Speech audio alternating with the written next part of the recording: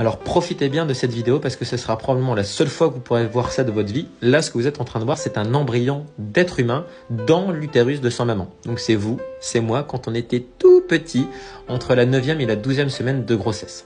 Alors en gros, cet examen, ça marche comment? On passe une caméra, donc une fibre optique, comme pour une cystoscopie, par le vagin de la maman pour rentrer dans son utérus et arriver au niveau de la poche des os.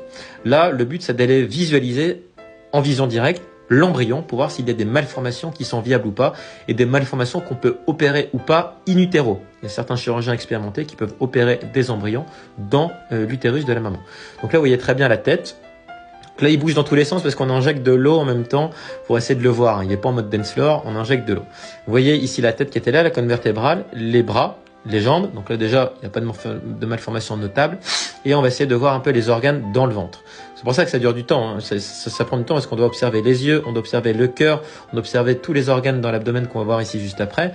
Et s'il y a une malformation visible, dans certains cas, soit ce sont des malformations qui ne sont pas viables et donc on doit mettre un terme à la grossesse, ou soit ce sont des malformations qu'on peut opérer, donc on fait de la chirurgie in utero. Donc là, on voit très bien les organes dans le ventre ici.